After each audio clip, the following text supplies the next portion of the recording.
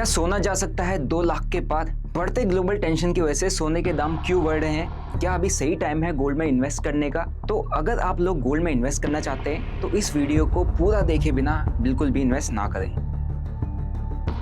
जय हिंद दोस्तों, कैसे हो आप लोग? आई होप आप काफ़ी अच्छे होंगे। दोस्तों, गोल्ड, सोना एक ऐसा मेटल जो हर कोई कैरी करना पसंद करता है। हमें सबने घर पे पहनना ही पसंद करता है, उसके आभूषण बना के, ज्वेलरीज बना के। फॉर एग्जांपल रिंग है मेरे पास, चेन है मेरे पास, और भी कई सारे गोल्ड के इक्विपमेंट आप अपने पेरेंट्स को गिफ्ट करते हो, अपनी वाइफ को गिफ्ट करते हो, खुद पहनते हो। तो गोल्ड एक ऐसा प्रीशियस मेटल है जो हर कोई परचेज करना पसंद करता है ना। कुछ सेविंग होती है तो उस सेविंग को गोल्ड में इन्वेस्ट करना पसंद करता है, और वो गोल्ड रखना अपने आप में भी एक बड़ी बात होती है। ठीक है, तो अगर आप देखोगे मेरे पीछे जो चार्ट है वो गोल्ड का है। ठीक है, और जैसे कि स्टार्टिंग मैंने आपके सामने कई सारे क्वेश्चन रखे थे कि गोल्ड अब आगे कहाँ जा सकता है, कितना आगे जा सकता है, क्या है उसके पीछे का रीज़न, किस तरीके से गोल्ड के प्राइस बढ़ रहे हैं, क्या जियोपॉलिटिकल टेंशन है, वो सब चीज़ें आपको जानना जरूरी है अगर आप गोल्ड में इन्वेस्ट करना चाहते हो तो।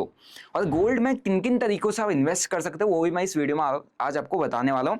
तो पहले एक बार हम थोड़ा सा टेक्निकल्स को समझते हैं। देखो, अभी ये गोल्ड का चार्ट है, ये इंडियन रुपीज़ में आपको दिख जाएगा। 78,000 पे अभी चल रहा है, 78-79,000 चल रहा है अभी। और सिल्वर की बात करें तो सिल्वर भाई 1 लाख रुपए प्रति किलो टच कर चुका है, और गोल्ड की 10 ग्राम की कीमत है। ठीक है, अराउंड 79,000 रुपीज़। ओके, अब अभी एक बार थोड़ा सा इसका टेक्निकल्स को हम समझ लेते हैं, फिर हम फंडामेंटल चीज़ों पर बात करेंगे। अभी देखो, करंटली यहाँ से अगर इस लेवल से मैं देखूंगा, जिस लेवल से इसमें रिसेंट फॉल आया था, जो कि एक लोअर पॉइंट था, जो कि 9 से 10% के आसपास निकल के आता है।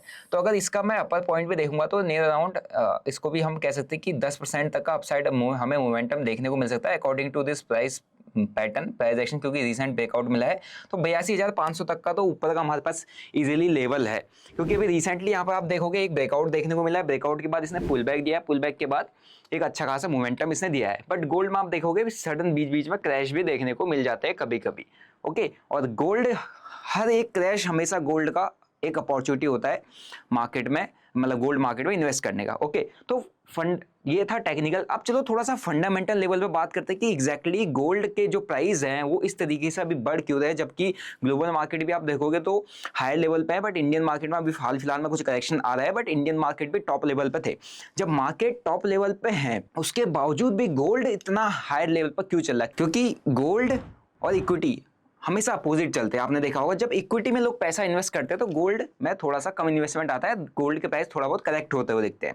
लेकिन इक्विटी में टेंशन आता है, इक्विटी में सेलिंग आता है, पैनिक आता है, लोग इक्विटी से पैसा उठा के सेफर साइड डालते हैं, जो कि गोल्ड होता है। ठीक है, लेकिन अभी आप देखोगे equity market and gold market parallelly चल रहा है, और गोल्ड मार्केट तो नया हाई बना रहा है। ठीक है, चलो इसके पीछे ये कुछ रीजंस को समझते हैं, फिर आपको और इजी हो जाएगा कि ये जो गोल्ड के भाव है इतने तेजी से क्यों बढ़ रहे हैं। सबसे पहला रीजन गोल्ड के बढ़ने का वो है जियोपॉलिटिकल टेंशन। ठीक है, जियोपॉलिटिकल टेंशन, ग्लोबल टेंशन जब भी चल रही होती है तो गोल्ड में लोग सेफर साइड पैसा इन्वेस्ट करना पसंद करते हैं।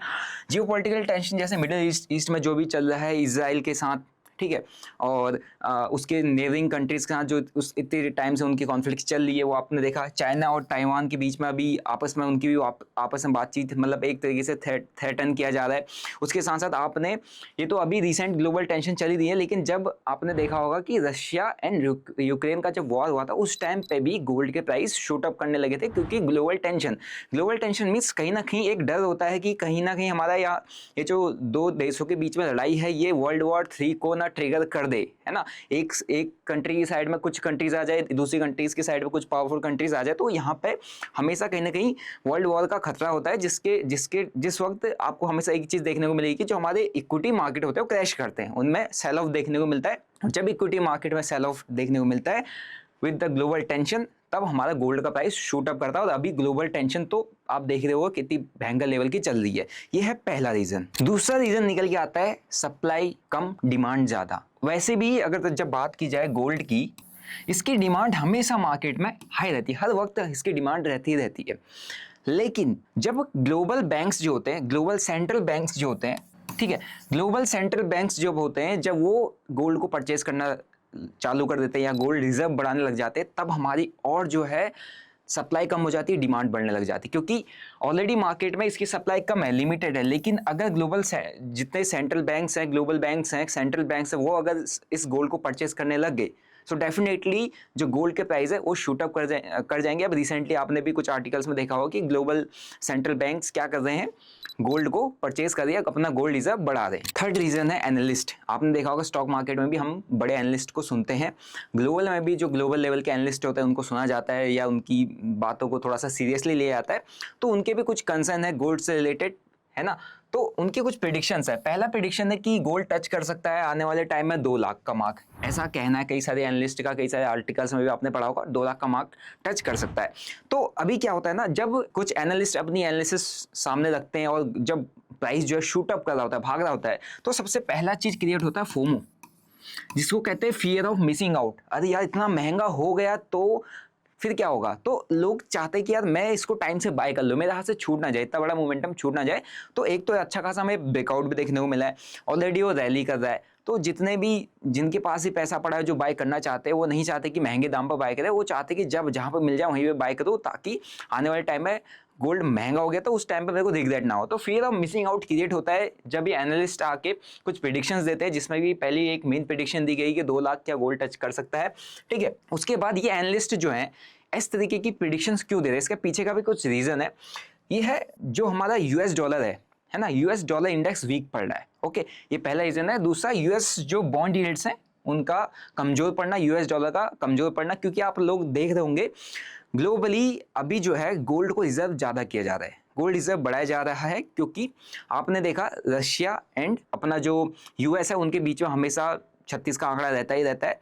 तो रशिया एंड इंडिया के बीच में जो हमारे पास जो व्यापार होता है किस में होने लग गया अभी, या तो रूबेल में होने लग गया है या इंडियन करेंसी में वहाँ पर लेन देन होने लग गया है, ठीक है। तो रशिया चाइना के साथ भी ऐसी डीले कर चुका है। तो इससे क्या है, जो हमारी जो ग्लोबल ट्रांजेक्शन जो डॉलर में होती थी वो अब कुछ कुछ कंट्रीज में, कुछ बड़ी बड़ी कंट्रीज क्या करने लगी है, गोल्ड रिजर्व बढ़ाने लग गई हैं और अपने ही जो करेंसीज है उनमें ट्रांजेक्शन करने लगे हैं। तो इससे क्या है, डेफिनेटली जो वैल्यू थी, जो वैल्यू है डॉलर की, वो कहीं ना कहीं डेप्रिशिएट होती हुई दिख रही है ना, और कमजोर पड़ता हुआ दिख रहा है यूएस का डॉलर इंडेक्स, और उसके बॉन्ड यील्ड्स भी कमजोर पड़ते हुए दिख रहे हैं, जिसकी वजह से गोल्ड रिजर्व बढ़ रहा है, गोल्ड की डिमांड मार्केट में ज़्यादा बढ़ रही है, ठीक है। फिर उसके बाद एक और है मार्केट रिस्क। मार्केट आप देखते होंगे ग्लोबल मार्केट जो है वो टॉप लेवल पर चल रहे हैं। इंडियन मार्केट में तो एफआईएस जो है बेच रही है, काफ़ी ज़बरदस्त बेच चुकी है, इस महीने में ही 80-85 हज़ार करोड़ के आसपास का उन्होंने बेच दिया है। लेकिन ग्लोबल मार्केट टॉप लेवल पर चल रहे हैं, तो कहीं ना कहीं एक रिस्क है, जब मार्केट चढ़ रहा होता है ना, तो वहाँ पर भी लोगों को डर लगता है कि कभी न कब गिर जाए, कब गिर जाए, कब गिर जाए। तो उस डर को मैनेज करने के लिए लोग क्या करते हैं, कुछ पैसा गोल्ड में इन्वेस्ट करने लग जाते हैं। तो ये भी एक मेन रीज़न है। अब नेक्स्ट हम बात करते हैं गोल्ड वर्सेस इक्विटी। थोड़ा सा इसको भी समझना काफ़ी ज़्यादा जरूरी है, क्योंकि काफ़ी सारे जो नए लोग होते हैं वो इक्विटीज़ में सारा पैसा डाल देते हैं, गोल्ड में कुछ भी नहीं करते। क्योंकि एट द एंड जब इक्विटी क्रैश करता है ना, तो गोल्ड ही होता है जो आपको बचा के रखता है। और गोल्ड एक ऐसा एसेट है जो साल दर साल आपको 8 से 10% का रिटर्न देता ही देता है। मतलब ऑन एन एवरेज आपको उसका जो CAG आता है 10% के आसपास, 8 से 10% के आसपास निकल के आता है, वो भी कंसिस्टेंट, ठीक है। तो गोल्ड वर्सेस इक्विटी का मतलब ये है कि जब आप अपना पोर्टफोलियो को डाइवर्सिफाई करते हो, क्योंकि जब आप एक ही सेगमेंट में, जैसे आपने देखा होगा भी स्मॉल कैप मिड कैप के जितने भी स्टॉक्स जिनने होल्ड करके होंगे, उन्हें देखा होगा उनका पोर्टफोलियो जो है वो ऑलमोस्ट 5 से 7 मतलब 10 से 15% के आसपास अभी डाउन हो गया होगा, जबकि निफ्टी उतना नीचे नहीं आया है। लेकिन जिसने निफ्टी के स्टॉक्स को होल्ड करके रखा होगा, तो उसका पोर्टफोलियो, जिसने ब्लू चिप स्टॉक्स या लार्ज कैप स्टॉक्स को रखा होगा, तो उसका पोर्टफोलियो ज़्यादा डाउन नहीं आया होगा। क्यों? क्योंकि सबसे ज़्यादा जो करेक्ट होते हैं, ये जो सबसे ज़्यादा पंप भी करते हैं ना, ये तेजी से डंप भी होते हैं, जितने भी आपके small cap and mid cap के शेयर्स है, ठीक है। तो जब आपको पोर्टफोलियो बनाना होता है, तो हमने पोर्टफोलियो को हमेशा डाइवर्सिफाई करके रखा जाता है। और जो अपने जो एक्सपर्ट्स हैं उनकी हमेशा यही राय रहती है कि भाई जब आप एक अच्छा पोर्टफोलियो बनाते हो, तो उसमें 10 to 20% के आसपास, 20 to 25% आपके जो इन्वेस्टमेंट होनी चाहिए वो हमेशा गोल्ड में होनी चाहिए, ठीक है। रियल एस्टेट भी आता है, इक्विटी भी आता है, लेकिन गोल्ड में आपकी हमेशा एक इन्वेस्टमेंट रहनी चाहिए, ओके। और एक चीज़ और समझो कि जब आपने कभी देखा कि किसी कंट्री का इक्विटी रिजर्व इतना है, ऐसे कभी बात की गई नहीं ना। हमेशा ये कहा जाता है कि इस कंट्री का गोल्ड रिजर्व, गोल्ड की वैल्यू इक्विटी से कहीं ज़्यादा है, ठीक है। तो इसीलिए हर एक देश हमेशा क्या करता है, गोल्ड रिजर्व को बढ़ाता है, कोशिश करता है ज़्यादा से ज़्यादा गोल्ड रिजर्व को अपने पास स्टोर करके रखे, है ना। क्योंकि वो एक ऐसा मेटल, प्रीशियस मेटल है जिसकी वैल्यू हमेशा बढ़ती रहेगी और जो हर एक क्रिटिकल सिचुएशन में आपकी हेल्प करेगा। इक्विटी मार्केट जब टेंशन होती है, कुछ भी होता है, इक्विटी मार्केट सबसे पहले क्रैश होता है, लेकिन गोल्ड मार्केट नहीं होता है, ठीक है। तो इस चीज़ को आपको समझना जरूरी है। अब बात करते हैं जो ग्लोबल कंट्री है उनका वो गोल्ड रिजर्व क्यों बढ़ा रहे हैं। अब गोल्ड रिजर्व बढ़ाने का मेन रीज़न ये है कि अगर आपके पास एक अच्छा गोल्ड रिजर्व होगा, जिस देश के पास एक अच्छा गोल्ड रिजर्व होता है, उसकी पावर उसके पास काफ़ी अच्छी होती है। मीन्स अगर आप यूएस की बात करोगे तो यूएस आज सुपर पावर क्यों है, इतना बड़ा देश क्यों है, या इतनी पावरफुल इकोनॉमी क्यों है, क्योंकि उसका गोल्ड रिजर्व सबसे ज़्यादा है, ठीक है। और देश मतलब दुनिया भर में किसकी चलती है, यूएस की चलती है। तो हर कोई क्या चाहता है कि हर कोई कंट्री का एक स्ट्रेटजिक स्टेप होता है कि हमारा जो है गोल्ड रिजर्व हमेशा बढ़ता रहे, हम हमेशा अपने गोल्ड रिजर्व को बढ़ाते रहे, ताकि हम भी हम भी या तो पावर में रहे, या हमारे पास भी कुछ पावर रहे, या कुछ बोलने की हमारे पास शक्ति रहे, ताकत रहे ग्लोबल लेवल पे, ठीक है। अगर आपके पास गोल्ड रिजर्व भी नहीं है तो आपकी कोई वैल्यू भी नहीं है, ओके, ठीक है। तो अगर आप देखोगे जो हमारा गोल्ड रिजर्व है, गोल्ड रिजर्व मतलब जो गोल्ड का कंजप्शन होता है, इंडिया और चाइना ग्लोबल कंजम्पशन का 50% हिस्सा रखता है। मीन्स इंडिया और चाइना में ग्लोबली जितना कंजप्शन होता है गोल्ड का, उसका 50% फुलफिल कौन करता है, इंडिया और चाइना। तो ये दो बहुत बड़े देश है, जिसमें हमारा देश भी आता है, जिसके पास इतनी ज़्यादा डिमांड हमेशा रहती है, क्योंकि यहाँ पर लोग, आपको पता है कि यहाँ के घर घर में सोना पहना जाता है, ठीक है। तो इसीलिए इंडिया और इस इंडिया के साथ साथ चाइना के जो सेंट्रल बैंक्स हैं वो क्या कर रहे हैं, गोल्ड का जो रिजर्व है उसको बढ़ा रहे हैं। और इंडिया चाइना ही नहीं, यहाँ पे सिंगापुर और आपका टर्की, कजाकिस्तान जैसे भी जो देश हैं, ये भी क्या कर रहे हैं, अपने गोल्ड रिजर्व को बढ़ा रहे हैं।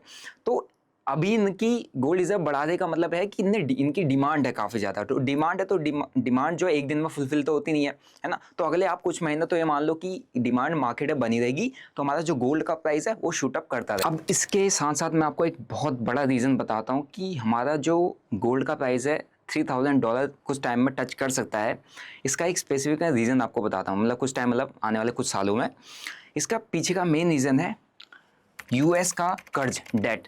अभी अगर 2024 के अप्रैल की बात करूँ तो इनके पास 34 ट्रिलियन का डेट था, ठीक है, जो कि ऑन एन एवरेज हर 100 दिन में, 100 डेज में 1 ट्रिलियन बढ़ रहा है। 1 ट्रिलियन हर 100 दिन में ये डेट बढ़ते हुए जा रहा है। अब कोई देश जो कि एक सुपर पावर है, एंड उस देश पे इतना बड़ा उसके पास कर्ज है जो कि 34 ट्रिलियन का है, एंड जो बढ़ते हुए जा रहा है।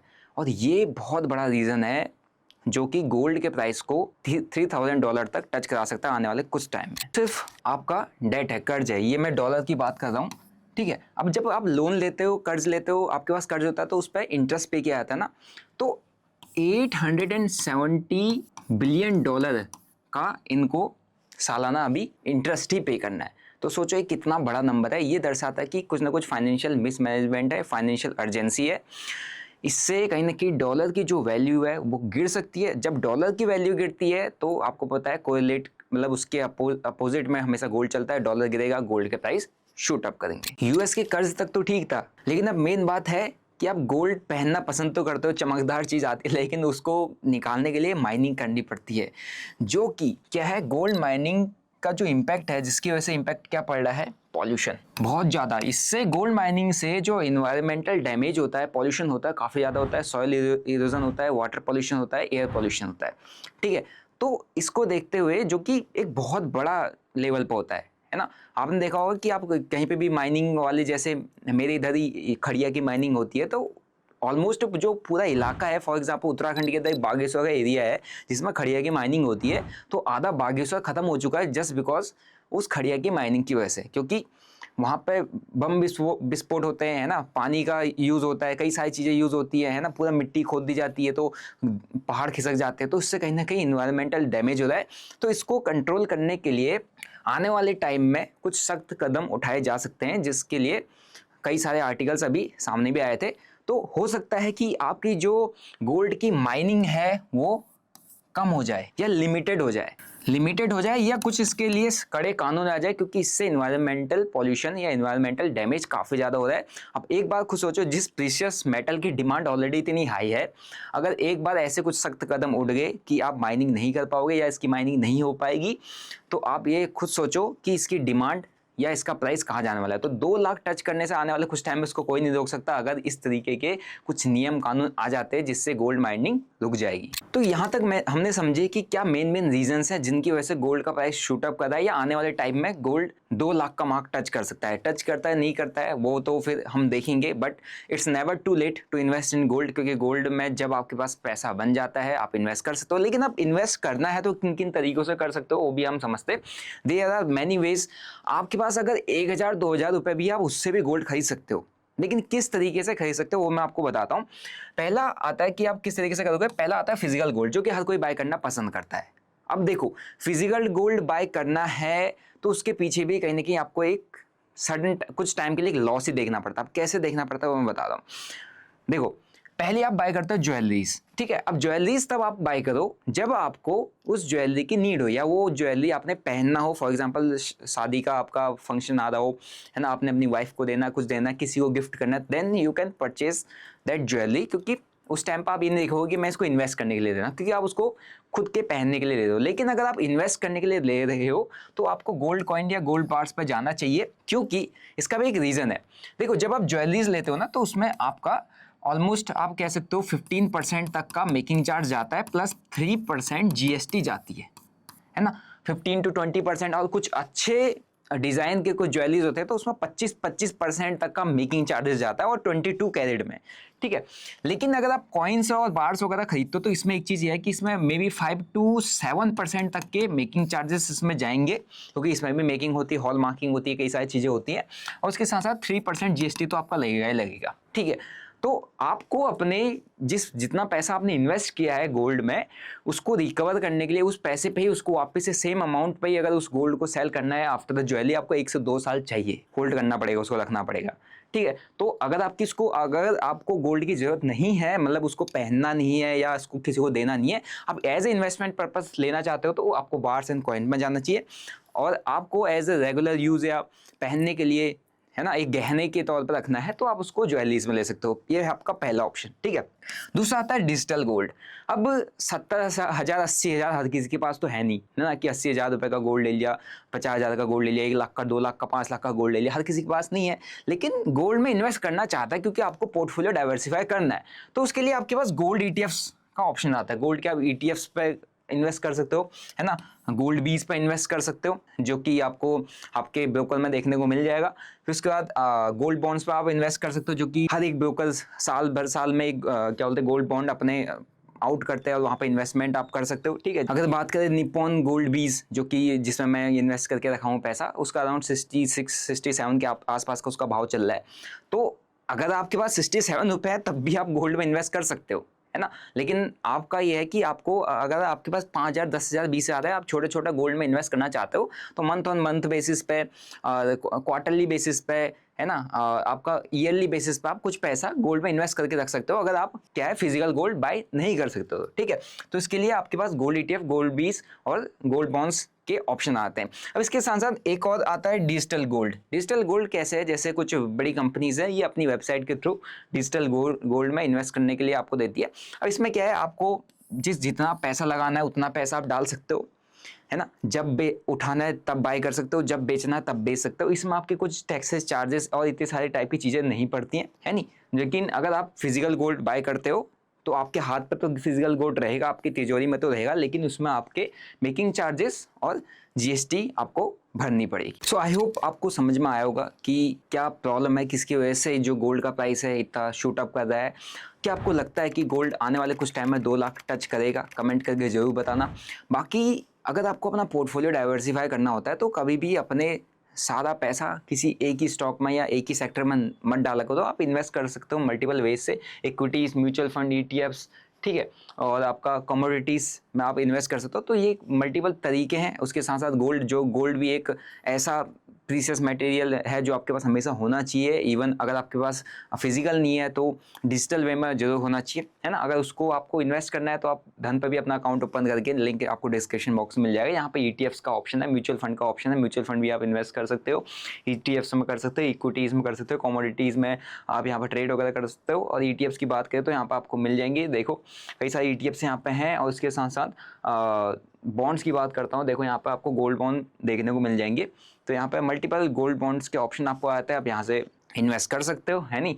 तो आपके कभी भी जो इन्वेस्टमेंट है सिर्फ एक सेक्टर में नहीं रहनी चाहिए, हमेशा अपनी इन्वेस्टमेंट को डाइवर्सिफाई करके रखो। और एक मेजर चंक अपनी इन्वेस्टमेंट का आपको हमेशा गोल्ड में रखना चाहिए, क्योंकि कभी भी इमरजेंसी के टाइम पे आपने देखा होगा कि हमारे घर वाले जब हम बोलते हैं कि हमें ये दिक्कत है, इतना पैसे की ज़रूरत है, ऐसी परेशानी है, तो सबसे पहले हमारे घर वाले हमको सोना ला के रख देते हैं। या उनने कुछ, जैसे मम्मी है, उनने कुछ सोना अपने पास रखा होगा पुराने ज़माने पे, है ना, अपनी शादी का कुछ गोल्ड सेव करके रखा होगा, तो वो ला के रख देती है, इसको बेच के अपनी जो प्रॉब्लम है, जो अभी हमारे पास प्रॉब्लम आ रखी है, जो तेरे को प्रॉब्लम आ रखी है, उसको उससे मतलब छुटकारा पा ले, है नहीं। तो गोल्ड एक बहुत अच्छा एसेट है for the investment purpose and for the regular use जो आप पहनते हो। तो अगर आपको एक गोल्ड में इन्वेस्ट करना है तो it's never too late to invest. तो आप कभी भी इन्वेस्ट कर सकते हो। अभी आपको कभी ये नहीं सोचना चाहिए कि हाँ गोल्ड तो इतना ऊपर चला कि इतने महंगे में बाय करूंगा, नहीं। अगर आप गोल्ड का चार्ट देखोगे तो over the period of time, चाहे आपने यहाँ से क्रैश में भी या किसी ने यहाँ पर भी बाय किया होगा, क्रैश हुआ होगा,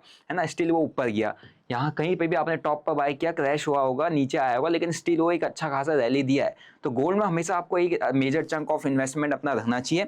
आई होप आपको आज का वीडियो अच्छा लगा होगा। आज की वीडियो से आपको नॉलेज मिली, सीखने को मिला, तो वीडियो को शेयर करो। बाकी चैनल पर नए तो चैनल को सब्सक्राइब करो और बेल नोटिफिकेशन को दबा देना। आपको क्या लगता है गोल्ड 2 लाख का मार्क टच करेगा आने वाले कुछ सालों में? कमेंट करके जरूर बताना। मिलते हैं आपको नेक्स्ट वीडियो में। Till then bye bye, see you, जय हिंद।